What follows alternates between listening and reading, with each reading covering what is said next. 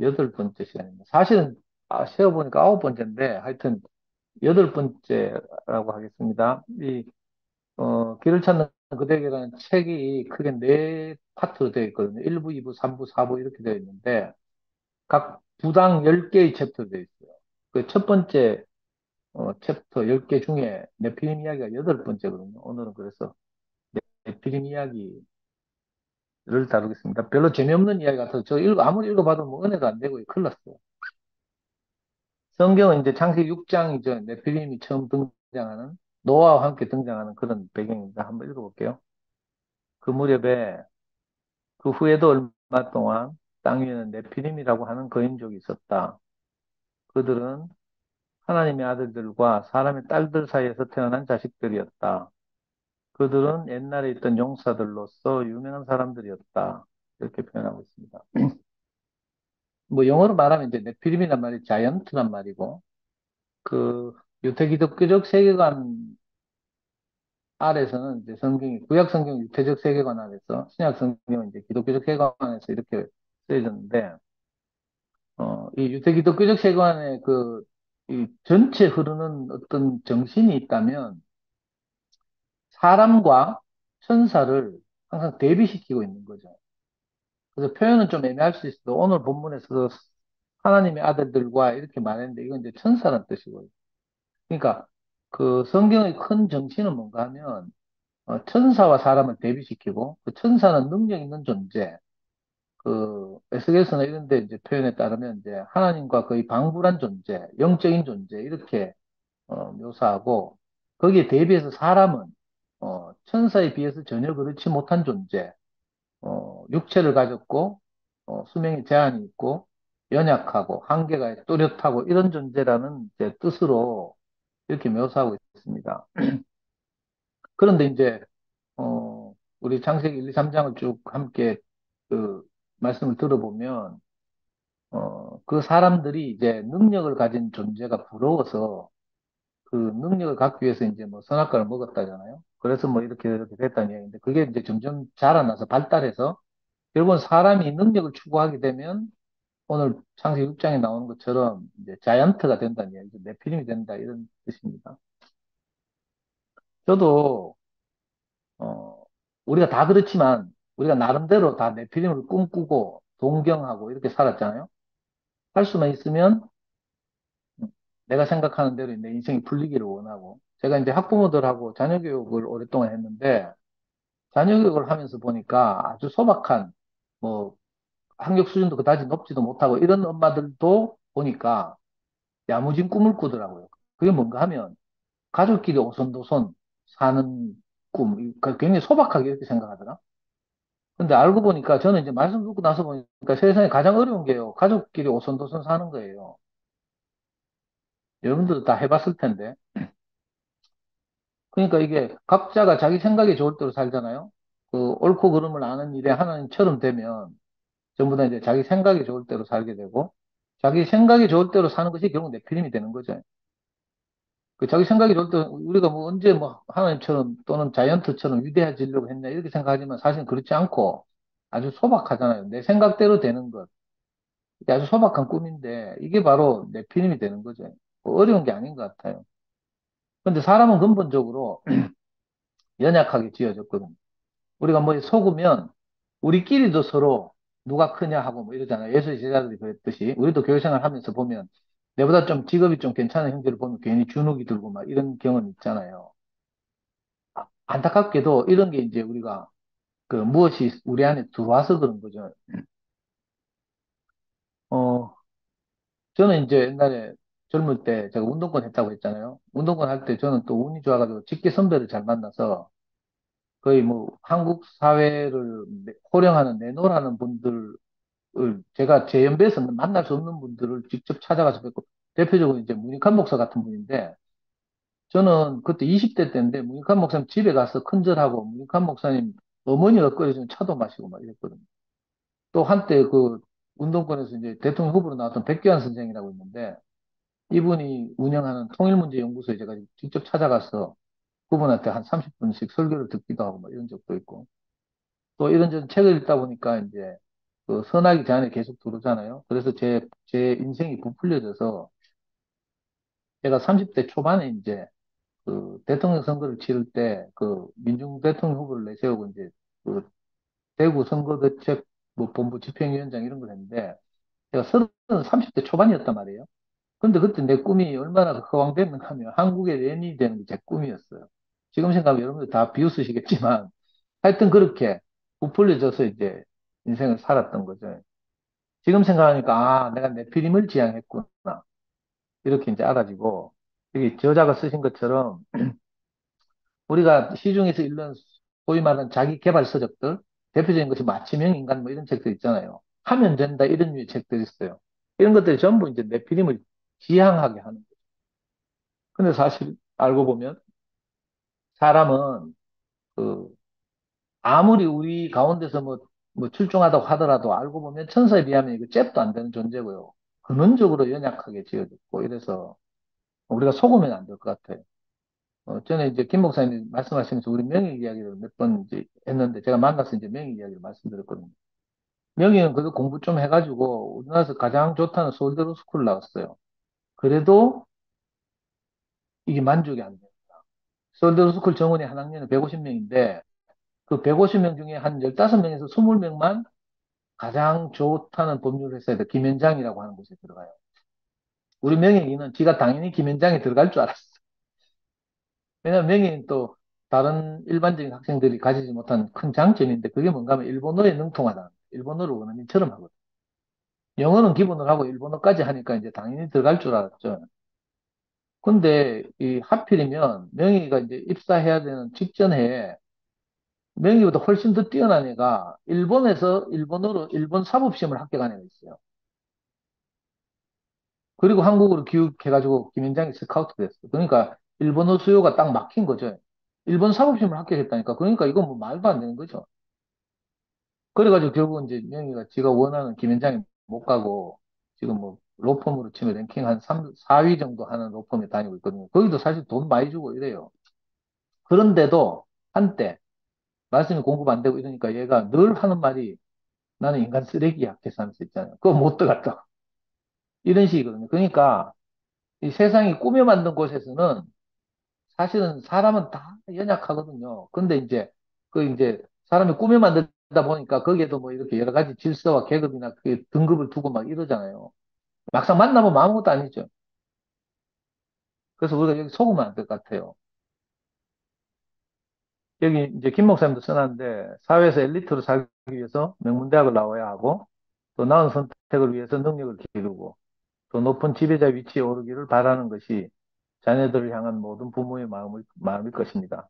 뛰어난 CEO들의 성공담이나 자서전, 성공이라는 목표를 향해 제시하는 인간관계 요령이나 삶을 경영하는 방법들은 한마디로 말하면 내피림 지침서들입니다. 그렇지만 크고 위대하고 잘나고 대단한 것을 지향하는 사회에서는 성공이나 성취가 소수에게 돌아갈 수밖에 없습니다. 그래서 경쟁사회를 견디지 못하고 절망하고 자살까지 하는 사람들이 점점 늘어나고 있습니다. 인간의 연약함이 꼭 부정적인 것이기만 합니까? 이렇게 이제 반문하고 있어요. 그, 우리가 연약하기 때문에 오히려 마음이 가난해지고 정말 그 영원한 근원을 찾게 되고 이런 것 같거든요. 우리 형제들께서 다 경험하셨겠지만 저도 마찬가지인데, 속아서 잘 모를 때는 참 그 시지프스의 저주처럼 끊임없이 반복되는 다람쥐 쳇바퀴 돌듯이 그렇게 성공을 향해서 가고 조그만 작은 모임에서도 내가 더 높아지고 싶고 이랬잖아요.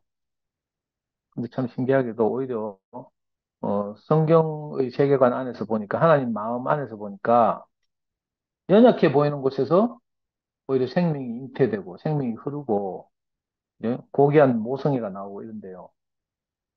그리고 누군가를 위로하고 살리려 할 때는 오히려 나 약함과 실패가 훨씬 더 도움이 된대요.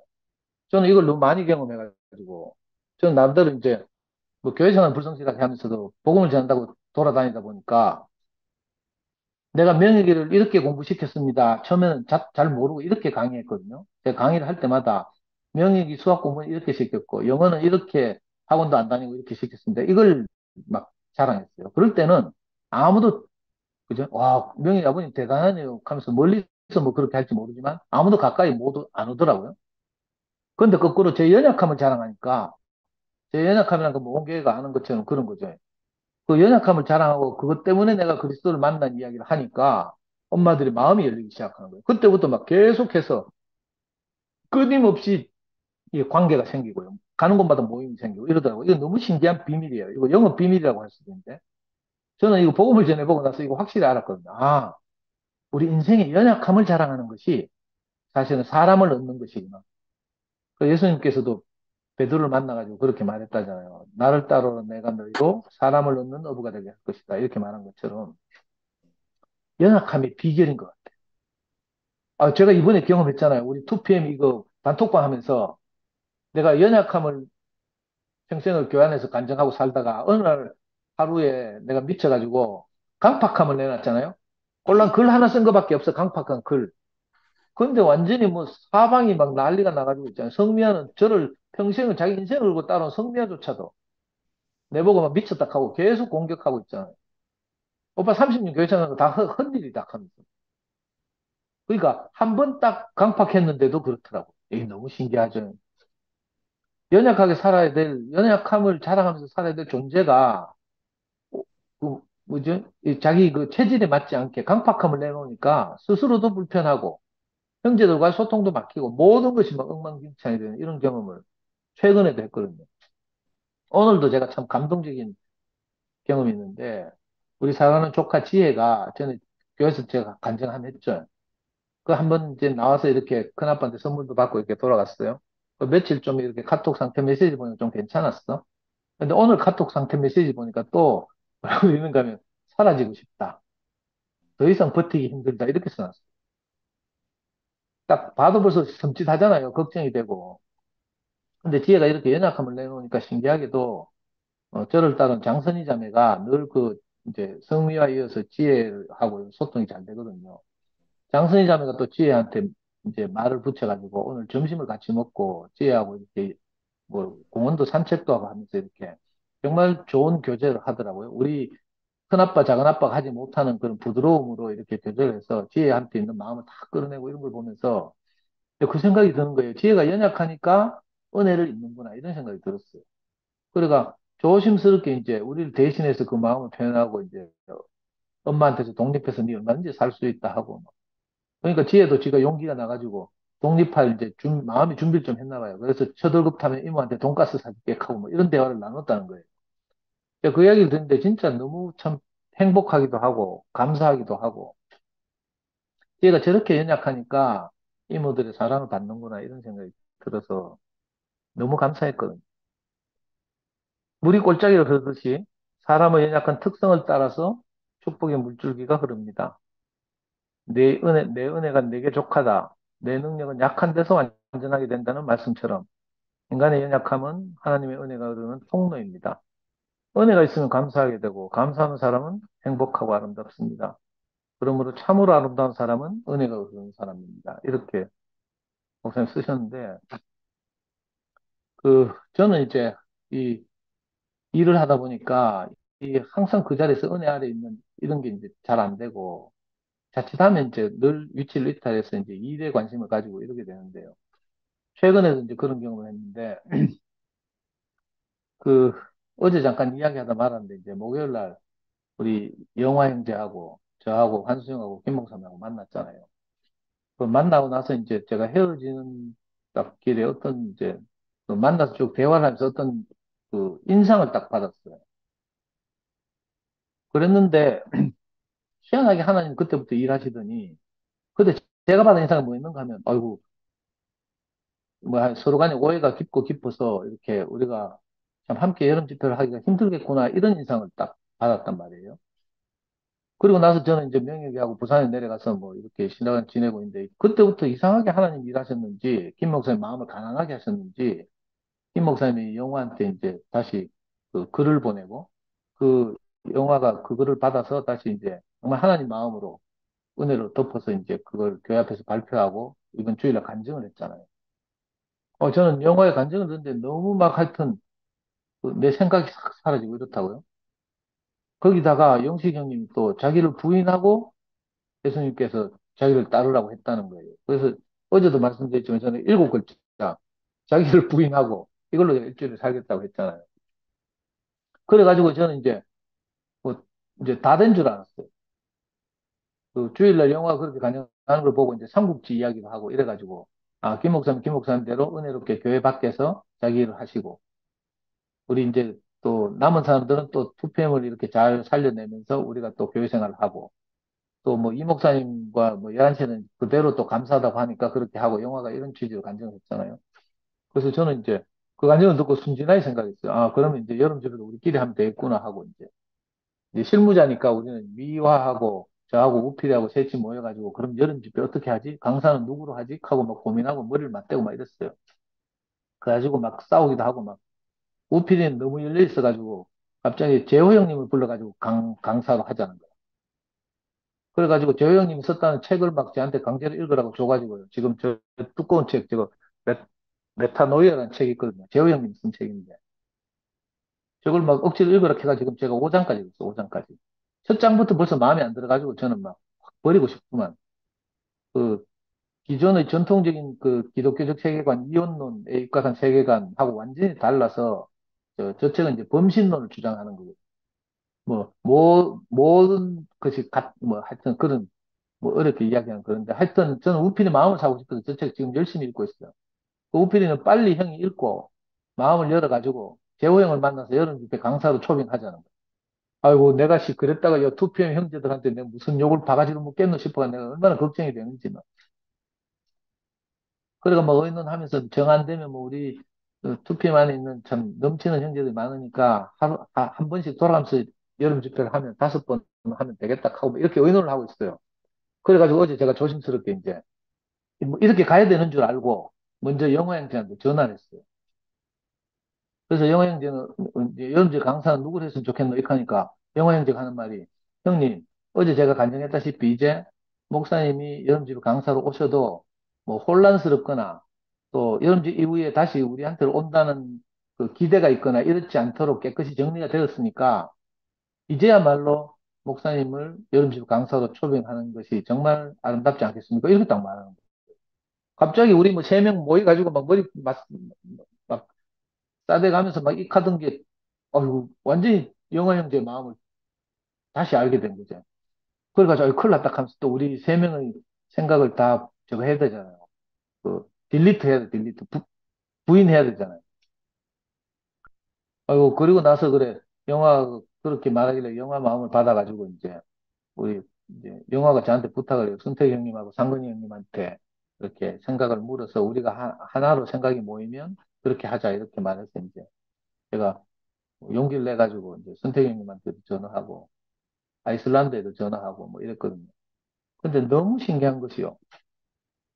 손태기 형님한테 전화를 해도 똑같은 마음으로 어떻게 하든지 우리가 그죠?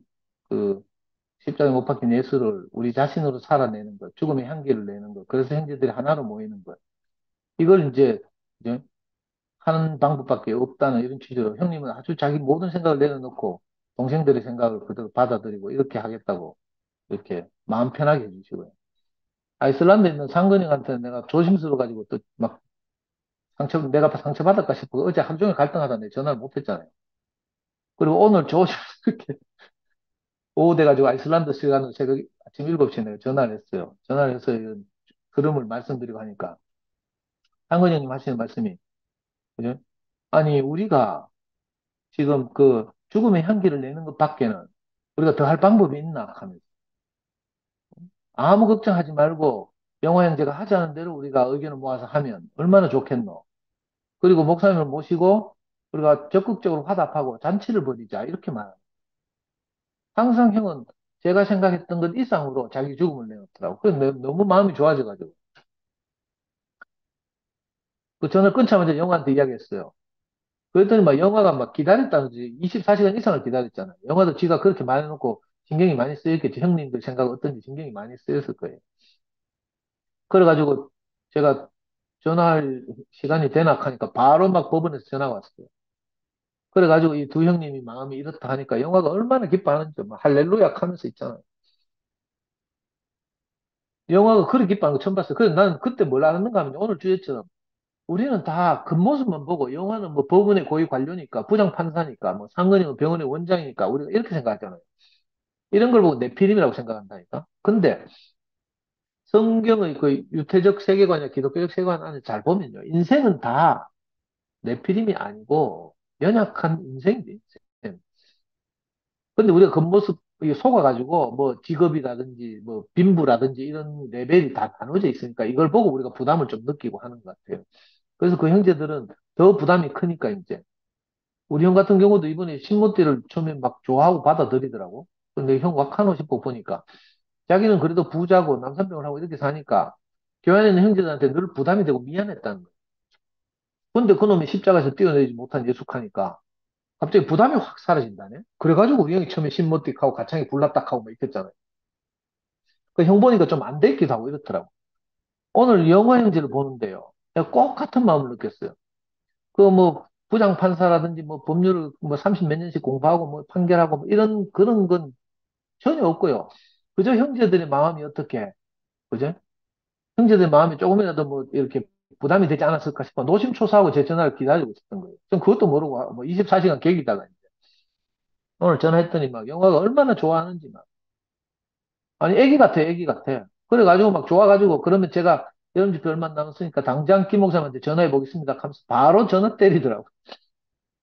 전화해가지고 뭐 이렇게 전 의논하고 하는데도 그죠? 그거 다 녹음해서 저한테 보내고 그래가지고 막 하여튼 너무 좋아해요. 그 소식을 또 순택 형님한테 전화니까 또 순택 형님 화답이 막 정말 막 그죠? 뭐 요셉의 뭐 무성한 가지가 뭐 담을 넘는 것처럼 이렇게 살아가는 형제들과 함께해서 너무 자랑스럽다 이렇게 하면서 우리 축복하고 이래가지고 저는 상근이한테 전화를 할 때도 그랬고 순택 형님한테 전화를 할 때도 그랬고 영호한테 전화를 할 때도 그렇고 야, 이 사람들이 정말 내 생각과 다르게 정말 그 어린 양이구나. 네피림의 정반대구나. 이걸 봤어요. 그래서 혹시 뭐 안 그렇겠지만 우리가 이제 교회 생활 이렇게 하다가 얼마 안 되고 이렇다 보면 그 형제들이 입고 있는 옷, 뭐 11시 표현대로 하면 소유, 뭐 이런 것들 때문에 뭐 상대적 위축되고 주눅이 들고 이럴 수도 있잖아요. 그래서 제가 이 아름다운 그 형제들의 마음을 내가 꼭 이렇게 이야기하고 싶어서 정말 서로가 서로에게 부담이 안 되려고 서로가 서로에게 자기 죽음을 내놓고 어떻게 하는지 하나가 되려고 하는 그 마음이 첨예해져서 저는 오늘 마치 긴 터널을 빠져나온 것 같거든요. 처음에 제가 사단을 일으킬 때, 이김 목사님 오시느냐 안 오시느냐 하는 문제로 상처를 입은 형제들에게 적어도 의논이라도 했으면 좋겠다. 내가 이런 취지로 이제 상일이하고 윤치한테 이야기를 했는데 그게 너무 거칠어가지고 이제 많은 사람들 실족시키고, 그죠? 상일이는 속상해서 아예 김 목사님 도우러 가버리고 뭐 이런 일이 있었는데 오늘에서 내가 뭐랄까, 원죄? 그 빛을 갚는다는 느낌이 들었어요. 사실은 그, 그때 이제 속상했던 이 분들의 마음도 풀면서 어떻게 하는지 우리가 하나가 되어서 이 집회를 잔치로 만드는 것 밖에는 다른 방법이 없잖아요. 길이 없다고 생각이 돼요. 물론, 형제들마다 각자 다 다른 생각이 있어서 이런 이제 진행되는 일들을 보면서 좀 자기 생각과 달라서 속상한 분도 있고, 뭐, 멀리 갈 것도 없어요. 우리 연구소에 있는 자매도 그런데, 하여튼 막 생각이 좀 달라서 그럴 수도 있을 것 같아요. 근데 저는 아무리 생각하고 다시 뒤집어 봐도, 그죠? 우리가 세상과 교회 앞에, 사탄 앞에, 우리가 하나가 되는 모습 외에 다른 걸 보일 방법이 없어요. 죽음의 향기로 우리 모임을 넘치게 하는 것 외에는 내 생각이 아무리 옳더라도, 영식님 말씀하신 것처럼 그걸 우리가 내려놓고 사는 방법밖에 우리가 그걸 봤잖아요. 그 십자가의 권능을 제가 많이 경험했기 때문에 그 제가 제 생각을 내놓는 거 하나도 부담이 안 돼요. 왜냐하면 그 후에 일어날 일들이 너무 놀라운 일들이었기 때문에 그렇거든요.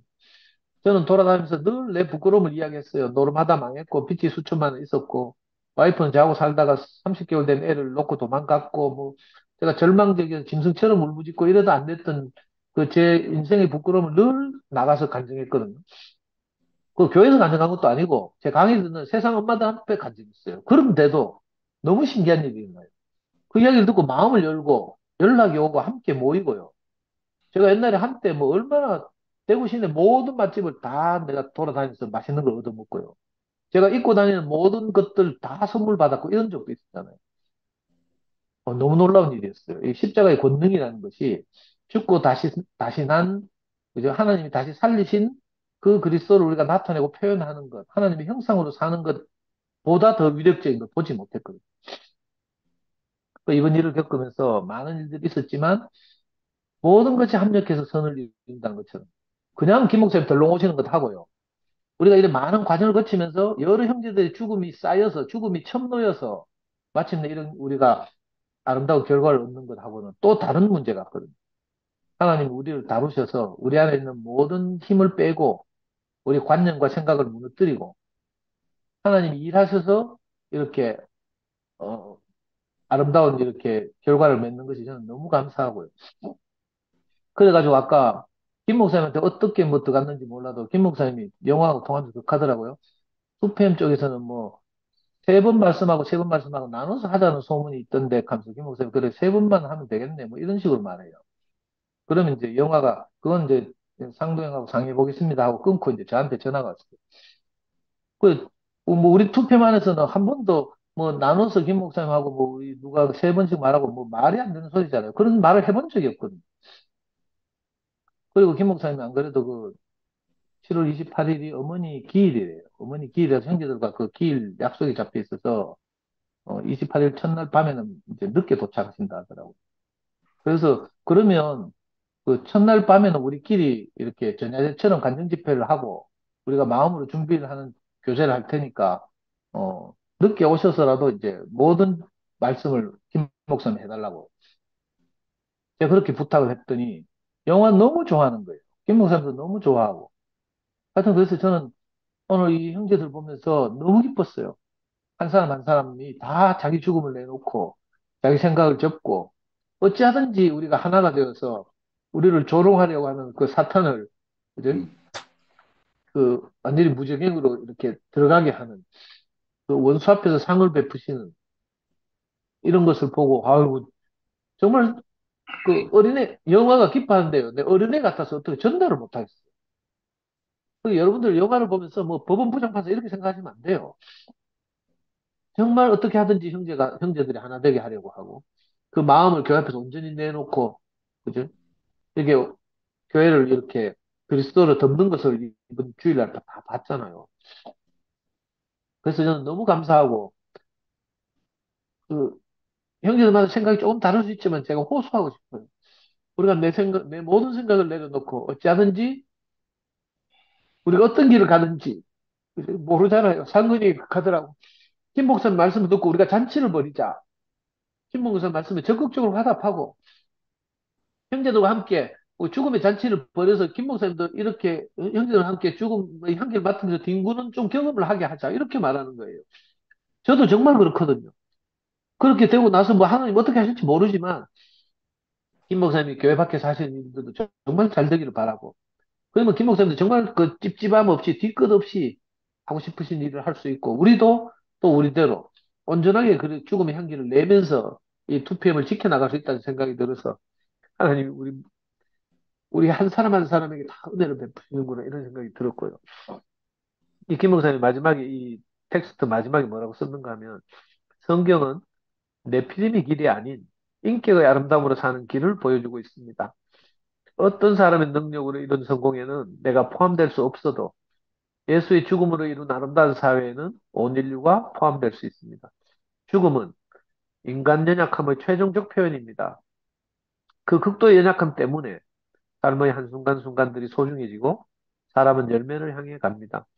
예수의 십자가의 죽음에서 그분의 삶은 역사상 가장 위대한 열매를 맺게 되었습니다. 바울 사도께서 그렇게 말씀하신 것처럼 이 예수의 죽으심이 우리 자신을 통해서 실현되고 또 혹시라도 그분의 그 고난에 남은 것이 있다면 그 남은 고난을 우리 육체에 채워서 이제 우리를 통해서 그 하나님의 어떠하심이 그죠? 그리스도의 어떠하심이 충분히 나타나고 온 교회에 덮여지기를 원하고 이걸 통해서 그죠? 이 이 죽음의 향기가, 아름다운 향기가, 그, 가까이는 11시까지, 뭐, 팔공산까지, 모든 곳에 가서 우리가 근원적으로 하나잖아요. 이 그리스도의 생명 안에서 하나고요. 저는 이걸 죽었다 깨어나도 부인할 수가 없어요. 모든 인간의 절망적 상태에 대한 하나님의 복음적 대책이신 그리스도. 이걸 양보할 수가 없고, 여러 형제들이 이렇게 첨노여서 이렇게 죽음의 향기를 내고 전진을 하고 이렇게 화목해 주니까 저는 너무 감사하고 우리 사랑하는 형제들과 매일 이렇게 모여서 하나님을 찬양하고 감사하고 이렇게 살 수 있게 된 것을 정말 감사합니다. 이 감사하고 복된 소식을 이렇게 교회 앞에 먼저 전하게 돼서 참 기쁘고요. 모든 형제들이 이 우리 조그만 이런저런 생각들을 내려놓고 이렇게 잔치를 벌일 수 있는 이번 여름 집회가 될 수 있도록 우리 이렇게 먼저 줌에 오셔서 소식을 듣는 형제들이 도와주시기를 바라고, 주변에 혹시 뭐 오해하거나 뭐 좀 다른 생각을 가진 형제들이 있으면 우리가 정말 그 진실한 그리스도를 내놓음으로써 그 형제들의 마음을 사고 또 함께 할 수 있도록 이렇게 함께 도와주셨으면 좋겠습니다. 정말 그 영화도 그렇고 상근이 형도 그렇고 김 목사님도 말할 것도 없고 정말 뭐 우리가 잘 몰라서 그런지 정말 어린 양 같았어요. 정말 순수하고 그죠? 아무, 제가 전화할 때 조금이라도 부담을 느꼈으면 제 싸가지상 이렇게 말 못하거든요. 정말 전화는 정말 마음 무겁게 전하는 저를 정말 새털처럼 가볍게 하고 그리스도 저를 다 덮어서 이렇게 온전하게 모든 것이 합력하여 선을 이루게 하시는 그런 형제들 보니까 정말 하나님을 뵙는 것 같고 내가 이런 하나님의 마음을 가진 형제들과 함께 살고 있다는 것이 아멘. 아멘. 감사합니다. 아멘, 아멘. 아멘. 아멘. 아니,